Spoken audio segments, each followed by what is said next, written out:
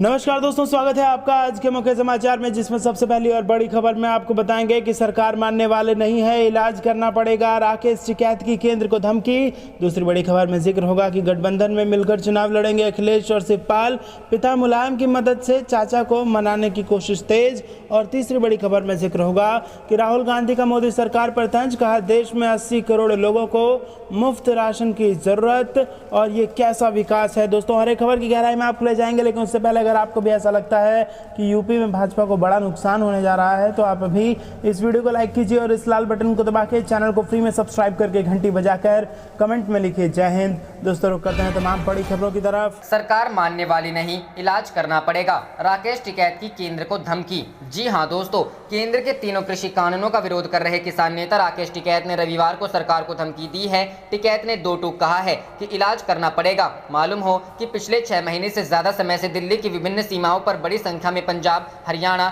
और पश्चिमी यूपी के किसान विरोध प्रदर्शन कर रहे हैं। किसानों की मांग पिछले साल बनाए गए कृषि कानूनों को रद्द करने और एमएसपी पर कानून बनाने की है। किसान नेता और भारतीय किसान यूनियन के राष्ट्रीय प्रवक्ता राकेश टिकैत ने ट्वीट कर आंदोलन तेज करने के लिए कहा है। उन्होंने ट्वीट किया, सरकार मानने वाली नहीं है, इलाज तो करना पड़ेगा, ट्रैक्टरों के साथ अपनी तैयारी रखो, जमीन बचाने के लिए आंदोलन तेज करना होगा। इससे एक दिन पहले भी टिकैत ने कहा था कि केंद्र सरकार यह गलतफहमी अपने दिमाग से निकाल दे कि किसान वापस जाएगा। किसान तभी वापस जाएगा जब मांगे पूरी हो जाएगी। हमारी मांग है कि तीनों कानून रद्द हो, एमएसपी पर कानून बने। बॉर्डर पर बैठे किसानों और सरकार के बीच कोई भी हल निकलता नहीं दिख रहा है। दोनों के बीच कई दौर की बातचीत हो चुकी है, लेकिन कोई भी परिणाम नहीं निकल सका। केंद्र सरकार ने साफ कर दिया कि वह कानूनों को रद्द नहीं करेगी। यदि किसान कोई संशोधन करवाना चाहते हैं तो फिर वह इसे करने को तैयार हैं। साथ ही सरकार ने कानूनों को 1.5 साल तक लंबित रखने का भी प्रस्ताव किसानों को दिया हुआ है, लेकिन किसानों की मांग शुरुआत से ही इन कानूनों को रद्द करने और एमएसपी पर कानून बनाने की है।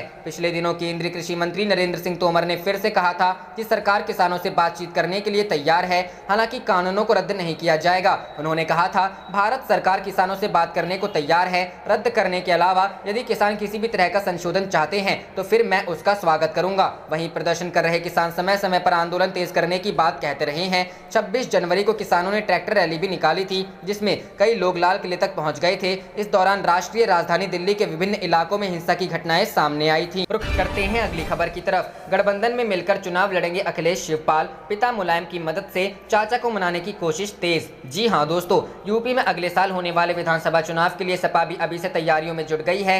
वहीं रूठों को मनाने की कवायद भी शुरू हो गई है। चाचा शिवपाल को मनाने के लिए अखिलेश पिता मुलायम सिंह का सहारा ले रहे हैं। उन्होंने पहले ही साफ कर दिया था कि इस चुनाव वह किसी बड़ी पार्टी से गठबंधन नहीं करेंगे। उन्होंने कहा था कि छोटे छोटे दलों को मिलाकर वह एक बड़ा गठबंधन बनाएंगे। राजनीतिक जानकारों का कहना है कि अखिलेश अपने चाचा शिवपाल के संग मिलकर विधानसभा चुनाव में उतर सकते हैं। वहीं शिवपाल पहले भी अपनी पार्टी प्रगतिशील समाजवादी का सपा में विलय करने से इनकार कर चुके हैं। हालांकि दोनों के बीच गठबंधन की गुंजाइश जरूर है।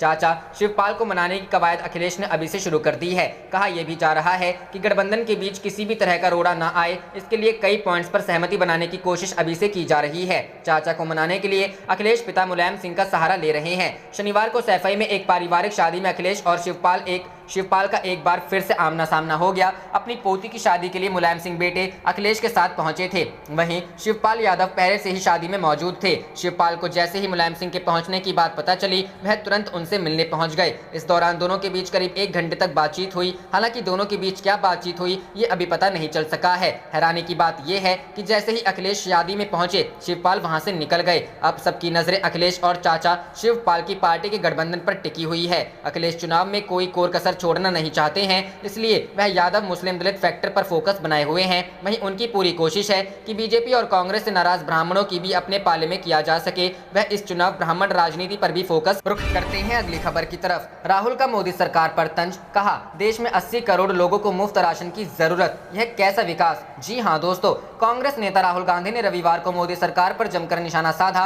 उन्होंने सरकार के विकास पर तीखा तंज किया। राहुल ने कहा कि देश की कुल 135 करोड़ जनता में से 80 करोड़ लोगों को मुफ्त राशन की जरूरत पड़ रही है, जो मोदी सरकार में विकास का एक और दर्दनाक उदाहरण है। राहुल हाल ही में सरकार की नीतियों की जोरदार आलोचना करते रहे हैं। वैक्सीनेशन की मुहिम से लेकर कोरोना महामारी के प्रबंधन तक उन्होंने तकरीबन हर हर मुद्दे पर केंद्र सरकार को घेरा है। इसी कड़ी में रविवार को भी उन्होंने कई ट्वीट कर केंद्र सरकार को कटघरे में खड़ा किया। पूर्व कांग्रेस अध्यक्ष ने हिंदी में ट्वीट करते हुए लिखा, 135 करोड़ की आबादी में से 80 करोड़ लोगों को गरीब कल्याण के तहत मुफ्त राशन की जरूरत है। मोदी सरकार के विकास का एक और दर्दनाक उदाहरण, हाल ही में पीएम नरेंद्र मोदी ने गरीब कल्याण अन्न योजना की अवधि बढ़ाने का ऐलान किया था। इसे दिवाली तक बढ़ाया गया है। बीते वर्ष कोरोना की पहली लहर के दौरान मार्च में लॉकडाउन लगा था। इस दौरान इस योजना की घोषणा हुई थी। यह योजना प्रधानमंत्री गरीब कल्याण पैकेज का हिस्सा थी। सरकार ने कहा था कि इस स्कीम का फायदा 80 करोड़ से ज्यादा राशन कार्ड धारकों को होगा। रुख करते हैं अगली खबर की तरफ। बीजेपी सांसद ने की मोदी सरकार के फैसले की आलोचना, कहा केंद्र में लोकतांत्रिक चेतना की कमी। जी हां दोस्तों, भारतीय जनता पार्टी से नाराज चल रहे राज्यसभा सांसद सुब्रमण्यम स्वामी ने एक बार फिर से केंद्र सरकार पर हमला बोला है। स्वामी ने ट्वीट कर कहा है कि केंद्र में लोकतांत्रिक चेतना की कमी है। उन्होंने इजरायल और अब म्यांमार के मुद्दे पर भारत सरकार के कदम की आलोचना की है। सुब्रमण्यम स्वामी ने अपने ट्वीट में लिखा कि यह चौंकाने वाला है कि मोदी सरकार ने चीन समर्थक बर्मी सेना द्वारा म्यांमार में लोकतंत्र की हत्या की निंदा और आंग सान सू की गिरफ्तारी पर संयुक्त राष्ट्र के वोट में भाग नहीं लिया। हमने इजरायल पर और अब म्यांमार के मुद्दे पर अपने आप को अलग रखा है। क्या हमने अपनी विवेक शक्ति खो दी है? बताते चले कि भारत समेत 35 देशों ने इन प्रस्ताव पर शुक्रवार को संयुक्त राष्ट्र में हिस्सा नहीं लिया था। बताते चले कि संयुक्त राष्ट्र महासभा ने एक दुर्लभ कदम उठाते हुए म्यांमार की सैन्य सरकार के खिलाफ व्यापक वैश्विक विरोध प्रकट करते हुए एक प्रस्ताव पारित कर देश में सैन्य तख्तापलट की निंदा की है, उसके खिलाफ शस्त्र प्रतिबंध का आह्वान किया है तथा लोकतांत्रिक रूप से चुनी हुई सरकार को बहाल करने की मांग की है। लेकिन भारत ने अपने आप को इस प्रस्ताव से अलग कर लिया था। भारत ने अपने बयान में कहा था, आज के मसौदा प्रस्ताव में हमारे विचार प्रतिबिंबित होते प्रतीत नहीं हो रहे हैं। अंतर्राष्ट्रीय समुदाय इस मुद्दे के शांतिपूर्ण समाधान पर जोर देता रहा है और ऐसे में हम इस बात को दोहराना चाहते हैं कि इस प्रस्ताव में म्यांमार के पड़ोसी देशों एवं क्षेत्रों को शामिल करते हुए एक सलाहकार एवं रचनात्मक दृष्टिकोण अपनाना महत्वपूर्ण है। गौरतलब है कि भाजपा सांसद सुब्रमण्यम स्वामी लगातार केंद्र सरकार को आंतरिक सुरक्षा और विदेशी मुद्दों को लेकर घेरते रहे हैं। इसी सिलसिले में उन्होंने हाल ही में मोदी सरकार को चीन की चालबाजी को लेकर सतर्क रहने की नसीहत दी थी। इतना ही नहीं, पाकिस्तान और एलओसी जैसे संवेदनशील मुद्दों पर भी स्वामी काफी मुखर रहे हैं। रुख करते हैं अगली खबर की तरफ। संयुक्त किसान मोर्चा ने किया ऐलान, अन्नदाता सीमा विरोध स्थलों पर 30 जून को हूल क्रांति दिवस मनाएंगे। जी हां दोस्तों, दिल्ली बॉर्डर पर पिछले साल नवंबर से डेरा डाले प्रदर्शनकारी किसान केंद्र के 3 नए कृषि कानूनों को रद्द करने की मांग कर रहे हैं। कृषि कानूनों के खिलाफ किसानों का आंदोलन 7वें महीने के करीब है। संयुक्त किसान मोर्चा ने फैसला लिया है कि 30 जून को सभी सीमा विरोध स्थलों पर हूल क्रांति दिवस मनाएंगे। किसानों के मुताबिक स्थानीय इलाकों के ग्रामीण और खाप भी विरोध का समर्थन कर रहे हैं। एसकेएम ने कहा कि 30 जून को जनजातीय क्षेत्रों के सदस्यों को धरना स्थलों पर आमंत्रित किया जाएगा। एसकेएम ने एक बयान में कहा, हमने सुकमा और बीजापुर जिलों की सीमा पर स्थित ग्राम सेलागर के आदिवासियों को अपना पूरा समर्थन दिया है। जो लोग क्षेत्र में सीआरपीएफ शिविर स्थापित करने के सरकार के फैसले के खिलाफ लड़ रहे हैं, यह जमीन बिना किसी रेफरल ग्राम सभा के निर्णय के ली जा रही है। बयान में कहा गया कि 17 मई को विरोध करने वाले आदिवासियों पर पुलिस की गोलीबारी की भी निंदा की गई, जिसमें 3 आदिवासियों की मौके पर ही मौत हो गई। एक घायल गर्भवती महिला के बाद में मौत हो गई और 18 अन्य घायल हो गए और 10 अभी भी लापता हैं। एसकेएम ने हरियाणा में बीजेपी जेजेपी नेताओं के खिलाफ शांतिपूर्ण प्रदर्शन जारी रखने और इन नेताओं के प्रवेश का विरोध करने का भी फैसला किया है। AIAWU और CITU के कार्यकर्ताओं का एक बड़ा समूह रविवार को सिंधु सीमा क्षेत्र के विरोध स्थल पर पहुंच गया। इसी तरह और भी कई प्रदर्शनकारी गाजीपुर और टिकरी सीमावर्ती इलाकों में पहुंच रहे हैं। रुख करते हैं अगली खबर की तरफ। यूपी में घूम घूम बीजेपी के खिलाफ प्रचार करेंगे टिकैत, राजभर भी भाजपा विरोधी मोर्चा बनाने में जुटे। जी हां दोस्तों, उत्तर प्रदेश में विधानसभा चुनाव में अब 6 महीने से कुछ ज्यादा का ही समय रह गया है। इसके मद्देनजर सत्ता पक्ष और विपक्ष की पार्टियों ने अभी से तैयारियां शुरू कर दी हैं। जहां यूपी की योगी सरकार का समाजवादी पार्टी, बहुजन समाज पार्टी और कांग्रेस मिलकर सामना करेगी, वहीं एक और चुनौती भी भाजपा की सरकार बचाने में मुश्किल पैदा कर सकती है। दरअसल भारतीय किसान यूनियन के नेता राकेश टिकैत पहले ही ऐलान कर चुके हैं कि यूपी चुनाव में वो भाजपा के खिलाफ खुलकर प्रचार करेंगे। अब उन्होंने इस और कदम भी बढ़ा दिए हैं। बताया गया है कि टिकैत ने इसी सिलसिले में शनिवार को यूपी के मेरठ में कृषि कानून के खिलाफ धरने पर बैठे आंदोलनकारियों से मुलाकात की। इस दौरान उन्होंने कहा कि वो उत्तर प्रदेश के कोने कोने में घूमकर जनता से अपील करेंगे कि वो भाजपा को वोट ना दे, जिसको चाहे उसको वोट दे पर भाजपा को ना दे। भाजपा प्रवक्ता यही नहीं रुके, उन्होंने कहा कि विधानसभा चुनाव में सरकार को किसान सबक सिखाएंगे। गौरतलब है कि इससे पहले भी टिकैत ने यूपी चुनाव में भाजपा विरोधी प्रचार कर कुछ कहा है। एक दिन पहले ही उन्होंने एक मीडिया चैनल से बातचीत में कहा था कि ये उत्तर प्रदेश के चुनाव में भी निपटेंगे, ये जैसे जिला पंचायत चुनाव में निपटे हैं वैसे ही निपटेंगे। अब आमने सामने की होगी, अब बीच बचाव कुछ नहीं है। या तो ये किसान और जनता रहेगी या ये सरकार रहेगी। जहां एक तरफ भाजपा को आगामी यूपी विधानसभा चुनाव में किसान संगठनों से चुनौती मिलेगी, वहीं कुछ छोटे राजनीतिक दल भी एकजुट होकर योगी सरकार के वोट बैंक में सेंध लगाने की फिराक में है। इन एक गठबंधन भाजपा की पूर्व सहयोगी सुहेलदेव भारतीय समाज पार्टी है, जो असदुद्दीन ओवैसी की AIM के साथ मिलकर सरकार की मुश्किलें बढ़ाएगी। SBSP के अध्यक्ष ओम प्रकाश राजभर ने एक न्यूज एजेंसी से बातचीत में कहा कि उत्तर प्रदेश में भाजपा के खिलाफ सशक्त मोर्चा बनाने के लिए पश्चिम बंगाल के मुख्यमंत्री ममता बनर्जी, दिल्ली के मुख्यमंत्री अरविंद केजरीवाल और महाराष्ट्र के मुख्यमंत्री उद्धव ठाकरे को एक मंच पर लाने के प्रयास किए जा रहे हैं। उन्होंने कहा, मेरा प्रयास है कि उत्तर प्रदेश में भाजपा के खिलाफ एक सशक्त मोर्चा बनाने के लिए ममता बनर्जी, अरविंद केजरीवाल व उद्धव ठाकरे एक मंच पर आ जाएं।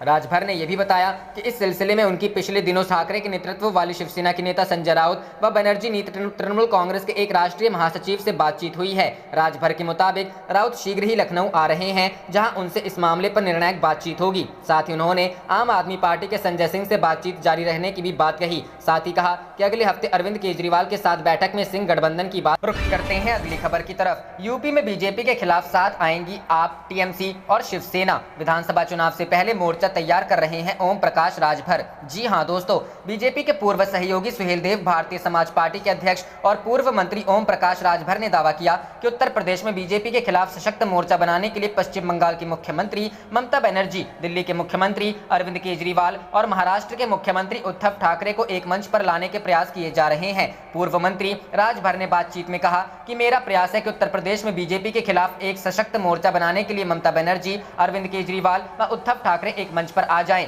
उन्होंने कहा कि इस सिलसिले में उनकी पिछले दिनों ठाकरे के नेतृत्व वाले शिवसेना के नेता संजय राउत व बनर्जी नीति तृणमूल कांग्रेस के एक राष्ट्रीय महासचिव से बातचीत हुई है।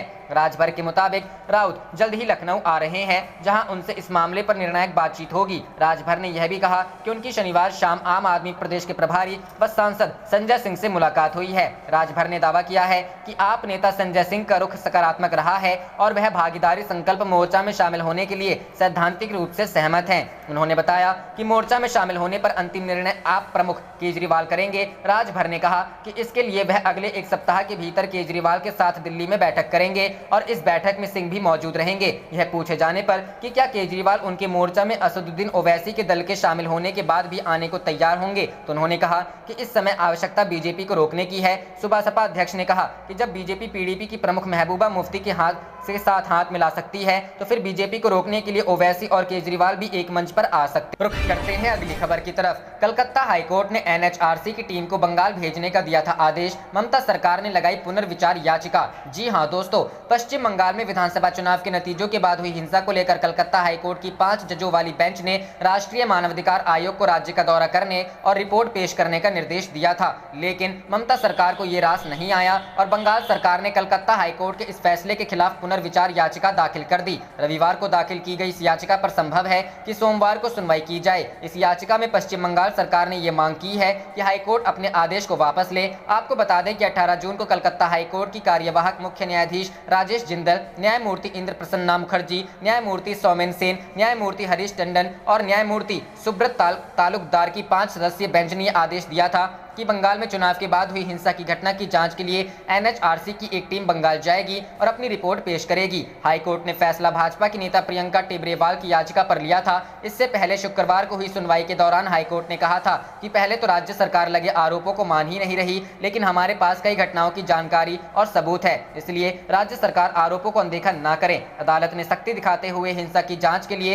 राष्ट्रीय मानवाधिकार आयोग को एक समिति गठित करने का निर्देश दिया था। साथ ही राज्य सरकार को इस जाँच में सहयोग करने के लिए कहा था। आपको बता दें कि पश्चिम बंगाल विधानसभा चुनाव के नतीजों के दिन ही राज्य में हिंसा की घटनाएं हुई थी, जिसमें भाजपा के 2 कार्यकर्ता मारे गए थे। इन कार्यकर्ताओं के परिवार ने भी इंसाफ की मांग करते हुए CBI जांच की मांग वाली याचिका सुप्रीम कोर्ट में लगाई है, जिस पर सुनवाई चल रही। रुख करते हैं अगली खबर की तरफ। भाजपा पर बरसे अखिलेश, बोले संकीर्ण राजनीति के चलते कोविड-19 टीकाकरण अभियान की गति हुई धीमी। जी हां दोस्तों, उत्तर प्रदेश के पूर्व मुख्यमंत्री और समाजवादी पार्टी के अध्यक्ष अखिलेश यादव रविवार को एक बार फिर भारतीय जनता पार्टी पार्टी के ऊपर जमकर बरसे। अखिलेश ने भाजपा पर गंभीर आरोप लगाते हुए कहा कि कोरोना वायरस संक्रमण से बचाव के लिए सबसे जरूरी रक्षा कवच यानी कि टीकाकरण की गति में भाजपा की संकीर्ण राजनीति की वजह से सुस्ती आ गई है। अखिलेश यही नहीं रुके और भाजपा को आड़े हाथों लेते हुए आगे कहा कि पूरे उत्तर प्रदेश में टीकाकरण की लापरवाही की खबरें व शिकायतें आ रही हैं। सरकार क्या कर रही है? भाजपा सरकार ने दीपावली तक सबको वैक्सीन लगवाने का लक्ष्य रखा है, लेकिन उम्मीद नहीं है कि सरकार लक्ष्य को प्राप्त कर पाएगी। उन्होंने कहा कि खुद भाजपा सरकार की नीति अस्पष्ट है, जिससे टीकाकरण विवादों में घिरता जा रहा है और लोगों की जिंदगी से खिलवाड़ के हालात पैदा हो रहे हैं। भाजपा टीके को लेकर प्रदेश में सिर्फ राजनीति कर रही है और उसमें जनता पिस रही है। उत्तर प्रदेश के पूर्व मुख्यमंत्री ने दावा किया कि तमाम जनपदों में टीकाकरण केंद्रों का बुरा हाल है। राजधानी लखनऊ में सरकारी अस्पतालों में टीकों की कमी से लोगों को निराश होकर लौटना पड़ रहा है। रायबरेली में ग्रामीण क्षेत्रों में कागजों पर टीके लग रहे हैं। बदायूं के उझानी में 34 गाँव में टीकाकरण शुरू नहीं हो पाया है। शामली में मोबाइल टॉर्च की रोशनी में टीके लगाए जा रहे हैं। इसके अलावा प्रयागराज, आजमगढ़ और वाराणसी में भी टीकाकरण से संबंधित तमाम समस्याएं सामने आ रही है। उन्होंने कहा कि राज्य के ग्रामीण क्षेत्रों में ऑनलाइन स्लॉट बुकिंग व्यवस्था ना तो व्यवहारिक है और ना ही सुविधाजनक। इसे समाप्त करके सरकारी अस्पतालों में जन सुविधा के लिए ज्यादा काउंटर खोले जाने चाहिए। भाजपा को केवल साधन सुविधा संपन्न लोगों की जिंदगी का ही ख्याल रखना छोड़कर गाँव गरीब का भी ध्यान रखना। रुख करते हैं अगली खबर की तरफ। कोरोना से मौत पर मुआवजे से इनकार पर कांग्रेस ने घेरा, कहा चुल्लू भर पानी में डूब मरो सरकार। जी हां दोस्तों, देश में कोरोना ने अपना भयानक रूप दिखाया है। इस खतरनाक वायरस से देश के लाखों लोगों की जान गई है और अभी भी जा रही है। आने वाले वक्त में भी कोरोना का खतरा बना हुआ है। इस बीच मोदी सरकार ने सुप्रीम कोर्ट से कहा है कि वह कोविड से मौत के लिए 4 लाख मुआवजा नहीं दे सकती, जिस पर अब कांग्रेस मोदी सरकार पर हमलावर हो गई है। कांग्रेस ने इस मुद्दे को उठाते हुए केंद्र सरकार पर जमकर निशाना साधा है। केंद्र सरकार की ओर से सुप्रीम कोर्ट में कोरोना मृतकों के परिजनों को 4 लाख रुपए की सहायता राशि देने से इनकार करने को कांग्रेस ने शर्मनाक बताया है। साथ ही कांग्रेस नेता रणदीप सिंह सुरजेवाला ने ट्वीट करते हुए इस मुद्दे पर चुल्लू भर पानी में डूब मरू भाजपा सरकार तक कह डाला। उन्होंने अपने बयान में कहा कि मोदी सरकार ने सुप्रीम कोर्ट को शपथ पत्र देकर कहा कि केंद्र के पास कोरोना महामारी से मरने वाले व्यक्तियों के परिजनों को 4 लाख रुपए का मुआवजा देने को पैसा नहीं है। सुरजेवाला ने लगातार 2 ट्वीट करके मोदी सरकार को आड़े हाथों लिया। अपने दूसरे ट्वीट में कांग्रेस नेता ने लिखा कि क्या मोदी सरकार को तनिक भी लोक लज्जा है? कोरोना पीड़ितों को मुआवजा देने को पैसा नहीं, पर कोरोना के दौरान सेंट्रल विस्टा और पीएम के लिए एक भव्य महल बनवाने के लिए 20,000 करोड़ है। साथ ही सवाल करते हुए पूछा कि पेट्रोल डीजल की लूट से साल 2020-21 में इकट्ठा किया 3,89,662 करोड़ कहां गया? मालूम हो कि कोरोना वायरस से अपनी सांसें खो चुके लोगों के परिवार के सदस्यों को 4-4 लाख रुपए का मुआवजा देने की एक याचिका सुप्रीम कोर्ट में लगाई गई थी, जिसके जवाब में केंद्र सरकार ने सुप्रीम कोर्ट के सामने हलफनामा दायर किया, जिसमें बताया गया था कि कोरोना से मरने वाले लोगों के परिवार को 4 लाख रुपए का मुआवजा नहीं दिया जा सकता। रुख करते हैं अगली खबर की तरफ। भतीजे ने 20 लाख की जमीन ट्रस्ट को 2.5 करोड़ में बेची, महंत ने उठाए मेयर पर सवाल। जी हां दोस्तों, अयोध्या में राम मंदिर के लिए खरीदी गई जमीन को लेकर एक नया विवाद सामने आया है, जिसमें मेयर ऋषिकेश उपाध्याय के भतीजे दीप नारायण उपाध्याय की भूमिका सामने आ रही है। इस मामले पर अयोध्या के महंत देवेंद्र प्रसाद आचार्य ने आरोप लगाया है कि मेयर खुद उनसे राम मंदिर के नाम पर जमीन मांगने आए थे। हालांकि मेयर ने इन आरोपों को खारिज कर दिया है। अयोध्या के महंत देवेंद्र प्रसाद आचार्य ने आज तक को बताया कि राम मंदिर ट्रस्ट की ओर से उनसे कोई नहीं मिला था, मेयर ही उनसे मिले थे। उन्होंने बताया, ट्रस्ट ने हमसे सीधे संपर्क नहीं किया, मेयर ऋषिकेश उपाध्याय मिले थे। हमसे कहा गया कि रामलला ट्रस्ट को जरूरत है, तो हमने कहा कि ले लें। हमें लगा कि वो ट्रस्ट से अधिकृत हैं, इसलिए राम जी के लिए हमने जमीन दे दी। उन्होंने आगे कहा, उन्होंने कैसे जमीन को 2.5 करोड़ में बेच दिया, ये मेरी समझ से परे है। अगर इतनी महंगी ट्रस्ट को बेच रहे थे, हमें भी उस हिसाब से देना चाहिए था। उन्होंने कहा, भगवान के नाम पर पैसों का दुरुपयोग नहीं होना चाहिए, ये गलत है। अयोध्या में राम जी जाने की क्या हो रहा है? राम जी के नाम पर जो ठगेगा उसे राम जी ही देखेंगे। भगवान सबको सद्बुद्धि दे कि उनके पैसे का दुरुपयोग ना। रुख करते हैं अगली खबर की तरफ। यूपी गेट पर फिर शुरू हुआ पक्का निर्माण, राकेश टिकैत बोले बिना शर्त बात करे केंद्र सरकार। जी हां दोस्तों, तीनों कृषि कानूनों के विरोध में यूपी गेट पर 28 नवंबर से चल रहा धरना शनिवार को भी जारी रहा। यहां प्रदर्शनकारियों ने एक बार फिर से पक्का निर्माण शुरू कर दिया है। मौके पर तैनात पुलिस ने उन्हें रोकने का प्रयास तक नहीं किया। प्रदर्शनकारी यूपी गेट पर राष्ट्रीय राजमार्ग 9 दिल्ली मेरठ एक्सप्रेसवे पर संपर्क मार्ग की दिल्ली जाने वाली लेन पर कब्जा कर रखा है। फ्लाईओवर के नीचे भी उनका कब्जा है।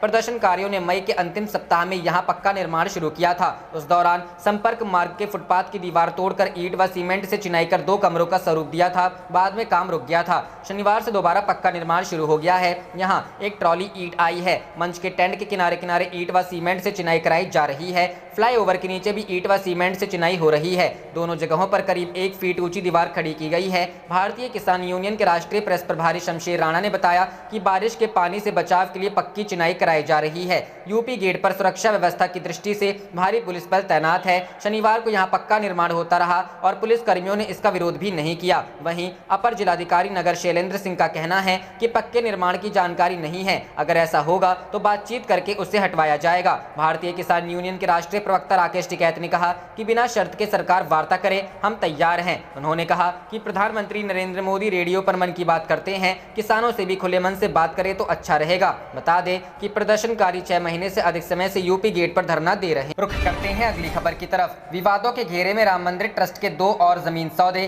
20 लाख की भूमि 2.5 करोड़ में खरीदी। जी हां दोस्तों, अयोध्या में श्री राम मंदिर ट्रस्ट द्वारा खरीदी जा रही जमीनों में 2 और सौदे विवादों के घेरे में आ गए हैं। इन जमीन सौदों में अयोध्या के मेयर ऋषिकेश उपाध्याय के भतीजे दीप नारायण उपाध्याय की अहम भूमिका है। एक जमीन जो दीप नारायण ने 20 लाख रुपए में खरीदी, उसे राम जन्मभूमि को 2.5 करोड़ में बेच दी गई। आप देख रहे थे आपका अपना चैनल जय हिंद जय भारत।